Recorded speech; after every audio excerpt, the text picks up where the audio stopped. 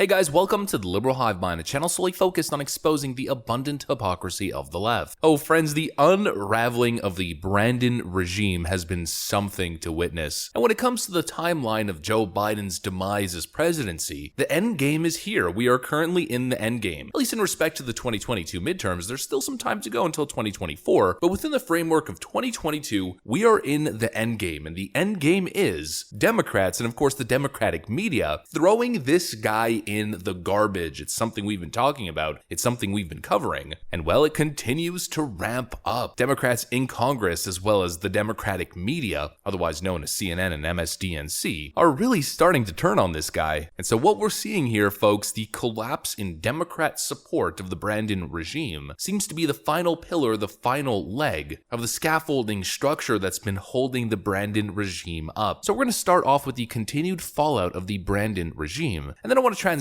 into another topic that's kind of related. Hopefully I can make a smooth transition and it all goes together. It should. Bear with me if it's a little bit choppy though. We've got some stuff to get into, so let's roll the tape. Alright folks, now if you really want to gauge how Brandon's currently doing, all you gotta do is turn on CNN. It's very simple. If CNN is actually reporting on the truth, if CNN is telling the truth, it means that Joe Biden is collapsing. And oh man, is CNN's coverage into the Brandon regime an absolute disaster for Democrats these days. Take a look at this. Among Democrats over what is being described as mismanagement inside the Biden administration. One member of Congress calls the White House rudderless, aimless, and hopeless. Isaac, the call is coming from within the caucus.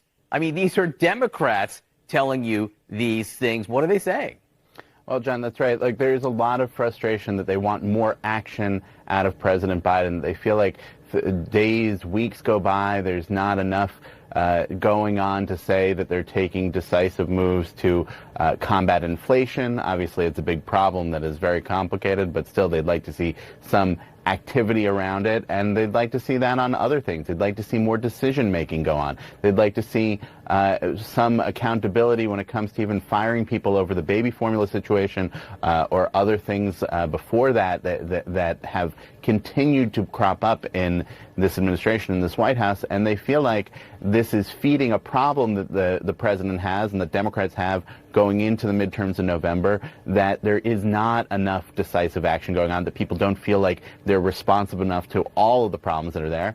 And it's also feeding some doubts about where President Biden would be for re-election in 2024. Like I told you guys, when CNN is reporting on the truth, it means they have no other choice. They're stuck between a rock and a hard place, and they just have to report on the reality. This is exactly what I've been saying on this channel for a while. Democrats aren't going to get a boost in the polls when Democrats are losing things. It gives them a rallying cry if they're trying to unseat an incumbent, sure, but Joe Biden is the current president. When problems occur and he's the president and he's not fixing these problems, he's not at least working to find real solutions, and he's not offering real solutions, well then ultimately he gets to blame. I mean, he said it himself all those months ago. Ultimately, the buck stops with Joe. That's what he claimed as he shifted the blame on everyone else but himself. So it seems that aspect of Joe Biden's personality, once again, seems to be a key factor in his demise. Not taking issues seriously enough, not acting on them, and not taking responsibility. Once again, CNN reporting on the dismal Monmouth poll numbers, which we covered I think yesterday in a video. His remarks come as members of his own party and key supporters are getting more frustrated. They're questioning if the White House can muster the urgency to deal with huge challenges, from the economy to the Supreme Court overturning Roe v. Wade. And the rattled confidence is widespread. A Monmouth poll just found 88% of Americans think the U.S. is on the wrong track. That's an all-time low. And the respondents' top concern? Inflation.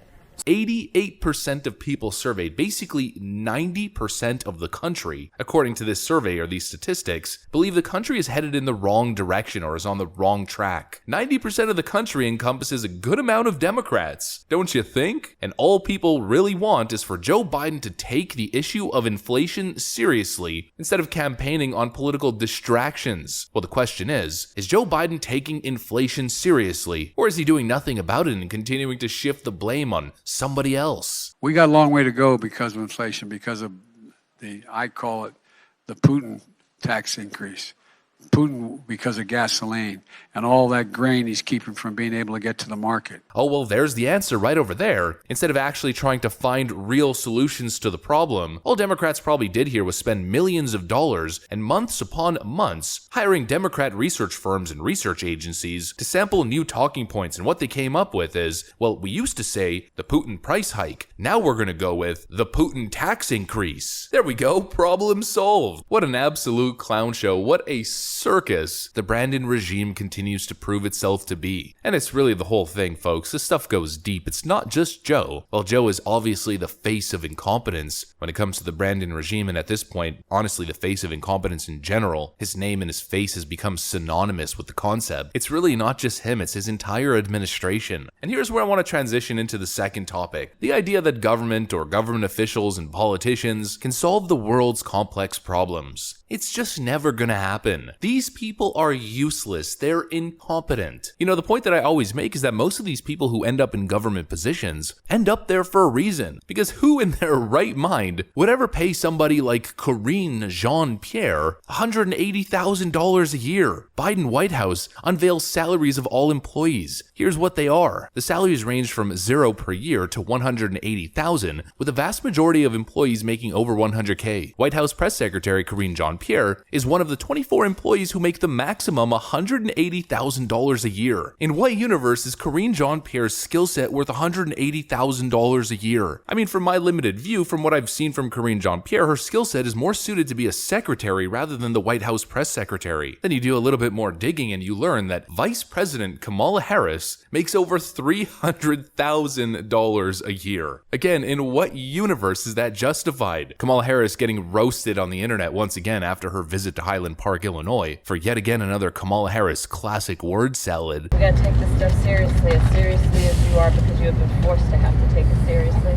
We've got to take this stuff seriously as you are, because you have been forced to take this seriously. Once again, talking in circles. We got to add it to the list. This montage of Kamala Harris going in circles, saying the same thing over and over again is starting to become pretty long. By the end of the year, it's probably going to be a full 10-minute YouTube video that I'll be able to post with no commentary whatsoever. These people are being paid top salaries to do nothing but make your life worse. Just to add insult to injury. Not only do they suck, not only are they useless, not only is this administration crashing and burning, but American taxpayers are paying top dollar for the representation. I mean, what an absolute clown show. But let's get back on track here a little bit. I just needed an excuse to go over their salaries with a recent financial disclosure from the White House. But the topic of the video is the Biden regime getting slammed by Democrats, getting slammed by their own party. Kamala Harris joins the list. Democrats smash Harris, say that she is useless in 2024. The administration of President Joe Biden and Vice President Kamala Harris are not popular, and their own party knows it. The Democrats are concerned that if President Biden decides not to campaign in 2024, that his successor would be Harris, who many believe is unelectable, the New York Post reported. Her problem is she has low ratings just like Biden. University of Virginia politics professor Larry Sabato said, if Biden were riding sky high, she would be doing relatively well as well. She would be seen as a popular successor carrying on a popular president's mandate. And donors who asked the Post to be anonymous so they could say what's on their mind had similar concerns. She seems completely useless. No one involved in this administration should be in this running, one of the donors said, which seems to be a common factor at this point. I mean, we know that Democrats don't want to be associated with the Biden White House, but now it even seems as if the Biden White House doesn't want to be associated with the Biden White House. Just in, White House Communications Director Kate Bedingfield leaving post as Biden's poll numbers crater. Another Democrat goon from the Biden regime, running as far away from this train wreck as possible. They're doomed and they know it. They've doomed half the country and a significant portion of the middle class's financial future, and you're paying top dollar for it. And the whole thing, as I keep saying, is just one massive train wreck, the likes of which hasn't been seen in generations. Joe Biden remains the worst president in modern American history, and even his own caucus knows it, his own Congress knows it, his own media shill talking heads know it, and certainly his own voters realize it as well, regardless if they admit it or not. That's what I got for you guys though. Thanks for watching, and I'll see you on the next one.